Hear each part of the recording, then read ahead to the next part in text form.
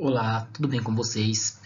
Meu nome é Thiago Sarajuto, eu sou médico de família e comunidade e hoje nós vamos falar sobre leishmaniose.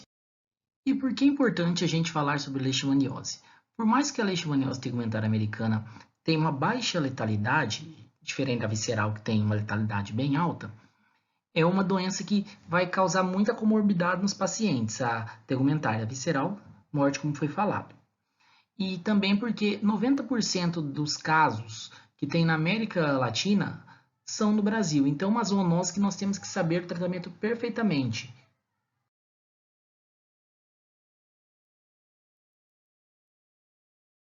Agora, nós vamos começar a falar sobre a leishmaniose tegumentar americana. E o que é essa leishmaniose tegumentar? Ela é uma doença infecciosa não contagiosa, causada pelo protozoário do gênero Leishmania, que acomete tanto a mucosa quanto a pele. Ela é uma doença principalmente de sexo masculinos e maiores de 10 anos, provenientes da zona rural, principalmente a região norte e nordeste, e tem cerca de 26 mil casos no ano, mostrando que sua prevalência é extremamente alta. É sabido que na América Latina nós temos 11 espécies de agente etiológico da leishmaniose, e no Brasil nós temos três principais, que é o Leishmania brasiliensis, guianensis e amazonensis. E nós temos uma queda na curva de crescimento dessa doença. Por que, que nós temos essa queda? Porque nós temos aumentado muito as medidas protetivas para impedir que o vetor pique a pessoa e cause leishmaniose tegumentar americana, que vai ser mostrado lá no final do nosso slide, ok? Os seus vetores são os flebotíneos, do gênero Lutzomia. Popularmente são conhecidos como mosquito palha, tatuquira, o mosquito de birigui, entre outros, tá? E seus hospedeiros reservatórios são algumas espécies de ratos, gambás, tamanduás, preguiças, tatu e canídeos silvestres. Diferente dos canídeos domésticos que nós vamos falar, que é mais a leishmaniose visceral, tá? E o seu período de incubação são 2 meses, podendo variar de 2 semanas ou até 2 anos. Agora sim, nós vamos entrar no aspecto clínico da doença da leishmaniose tegumentar americana. Elas são divididas em dois tipos de leishmaniose, a leishmaniose cutânea e a leishmaniose mucosa ou mucosa cutânea. E posteriormente eu vou falar para vocês uma co-infecção entre leishmaniose e HIV, que é muito importante para nós sabermos o tratamento do nosso paciente, tá? Porque tem muita relação dessas duas doenças. A leishmaniose cutânea é importante nós sabermos o quê? Que ela é uma lesão cutânea indolor. Não podemos esquecer que ela é indolor, gente. A principal causa dela é indolor. Tem um formato ovalado e arredondado, medindo de milímetros a centímetros. Eu não vou falar mais do resto porque está tudo escrito nos slides, mas não podemos esquecer que ela é indolor. É a característica principal da leishmaniose cutânea, tá? Dentro da doença da leishmaniose cutânea, nós temos umas apresentações clínicas que nós vamos falar agora. Tem a forma cutânea localizada, que nós temos que guardar, que pode ser uma lesão única ou múltipla, até 20 lesões, tá? E sempre vai evoluir para cura muito fácil, tá? Espontânea ou ao tratamento. A outra forma é a forma cutânea disseminada, que ocorre principalmente em face e troncos, com uma evolução muito rápida, por 2 dias, poucos dias assim, ou às vezes em 24 horas. São cerca de mais de 100 lesões de características de acne, tá, gente? Nós temos também a forma recidiva da cutis, que é uma reinfecção que nós temos, que pode evoluir com cicatrização simples mesmo, geralmente é uma lesão só, tá? A forma cutânea difusa é uma deficiência da resposta imune ao antígeno da leishmania. Ela sendo a mais rara, mas ela é a mais grave. Por quê? Porque a resposta terapêutica ela é muito pobre e o índice intradérmico de Montenegro apresenta-se negativo, o que dificulta muito o nosso diagnóstico da doença, tá?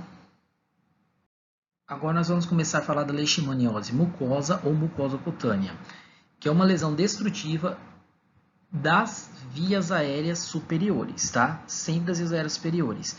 E ela sempre não, né? Mas a maioria dos casos resulta posterior a uma leishmaniose cutânea. A forma mucosa tardia é a mais comum de todas, e ela sempre vem posterior, anos após a uma lesão da leishmaniose cutânea, tá, gente?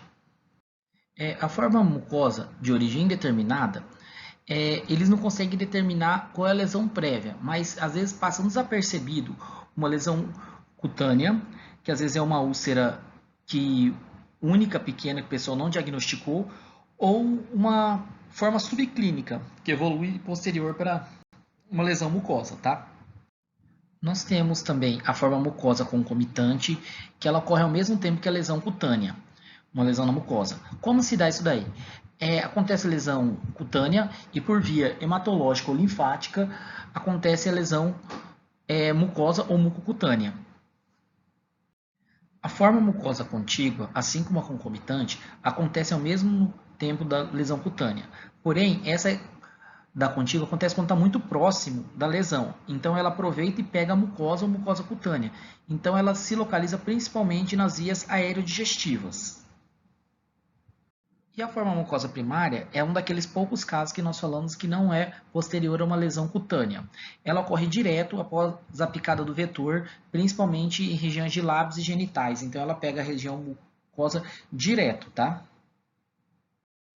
Por que é importante a gente falar da coinfecção entre leishmania e HIV? Porque a partir do momento que o paciente soropositivo, é soropositivo, né? Ele apresenta uma imunodepressão que facilita muito a progressão da leishmaniose tegumentar americana, tanto em velocidade quanto em quantidade. E forma um perfil clínico totalmente inesperado para a gente, com formas cutâneas extremamente divergentes do comum, causando muitas vezes até a visceralização da leishmaniose tegumentar e fazendo com que o nosso diagnóstico fique cada vez mais difícil. Então, recomendo se oferecer a sorologia para HIV para todos os pacientes com leishmaniose tegumentar americana, para que essa progressão não atrapalhe o tratamento e nem o diagnóstico dessa doença. Segue aí alguns diagnósticos diferenciais da leishmaniose tegumentar americana. Na leishmaniose cutânea, nós temos a sífilis, principalmente a primária, a hanseníase, a tuberculose, a psoríase, uma sarcoidose, o lúpus, são alguns diagnósticos diferenciais. E na leishmaniose mucosa, nós temos alguns carcinomas, a hanseníase virchoviana, a sífilis terciária, que nós temos que muitas vezes usar da reação intradérmica de Montenegro para diferenciar. Mas é importante a gente saber da clínica também, tá? E como que nós vamos fazer o diagnóstico? Nós temos duas formas, a forma parasitológica e a forma imunológica. A parasitológica é uma biópsia que nós vamos fazer da lesão. E a imunológica é o principal teste que nós temos, é o teste intradérmico de Montenegro, tá? Falando um pouco do tratamento, nós vamos ter que prestar um pouco de atenção agora, um pouco mais, né? Por quê? Por ser um tratamento usado por miligrama por quilo, é um tratamento individualizado, que nós vamos requerer tempo e cálculo para cada pessoa. Ele é feito com antimonial pentavalente, sabendo que em cada ml tem 81 miligramas de antimonial, que é o SB5 que nós temos. Ele é feito EV ou IM, então por isso ele é feito em ambiente hospitalar. Se até o terceiro mês ele não tiver apresentado a cicatrização da lesão, nós vamos repetir esse tratamento, que pode durar de 20 a 30 dias, tá? E nós vamos acompanhar esse paciente regularmente por 12 meses, para não apresentar aquela recidiva que nós vimos. E eu vou mostrar para vocês o cálculo mais na frente, mas é bom a gente saber que na criança nós vamos usar cerca de 15 miligramas por quilo por dia, tá? Aí nós temos esquemas de dose por cada tipo de leishmaniose, a cutânea de 10 a 20, a difusa de 20 e a mucosa é de 20, sendo que as duas primeiras durante 20 dias e a mucosa por 30 dias. Beleza, professor. Você falou e eu continuo não entendendo nada. Então tá, aqui tem um quadro muito mais fácil para um paciente com peso para a gente entender. Vamos supor que eu tenho um paciente de 60 quilos. Eu vou pegar 10 a 20, certo? Aqui ele dá um exemplo de 10, multiplicar pelo peso de 60, tem 60 miligramas. Eu sei que em cada ml eu tenho 81 miligramas de antimonial, então eu divido por 81. Eu vou ter 7,4 ml. Só que eu não tenho uma ampola de 1 ml, eu tenho uma ampola de 5 ml só. Então eu faço aquela regra 3. Então eu vou dar aproximadamente 1,5 ampola por dia para o nosso paciente. Entenderam? O terceiro exemplo que nós damos aqui, ele dá da cutânea, que é de 20. Então, ele vai dar aproximadamente 3 ampolas para 160. Na criança de 10, o que ele faz? Como nós falamos que em criança geralmente a gente usa 15, você lembra? Então, eu vou pegar 15 vezes 10, que é 150, 60 aqui está errado, tá? 15 vezes 10, 150, e eu vou dividir por 81. Vou ter 1,8 ml. 1,8 ml é quantos? 1/3 de ampola, correto? Importante a gente saber que no adulto, a quantidade máxima diária são 3 ampolas, e na criança, até 12 anos, 1 ampola e meia, tá? Isso está errado. Nossa senhora, o bicho foi muito rápido, né? Agora nós temos alguns efeitos adversos do antimonial. É importante a gente saber que as reações adversas graves ou potencialmente graves, nós temos que informar para a vigilância epidemiológica do município, tá ok? É importante a gente saber que nós temos a anfotericina B e a pentamidina como as drogas de segunda escolha. Nós vamos usar primeiro a anfotericina B e depois a pentamidina na terceira escolha, tá?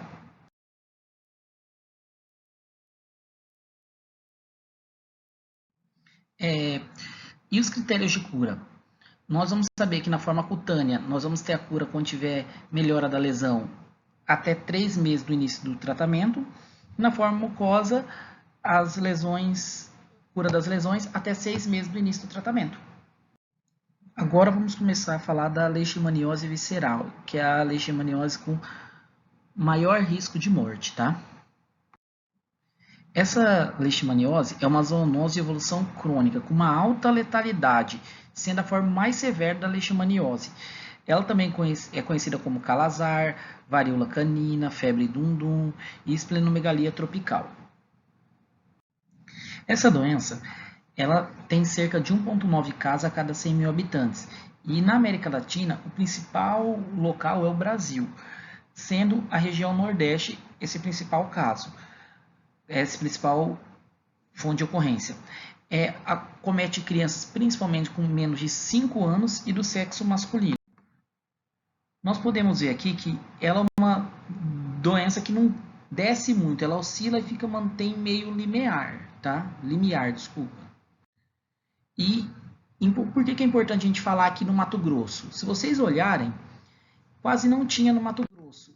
Só que em 2009, 2011 começou a crescer muito na região do Mato Grosso e no Mato Grosso do Sul, fronteira com a gente. Então, vamos passar a estudar cada vez mais, porque por ter uma letalidade muito alta, nós temos que saber diagnosticar e curar o mais rápido possível.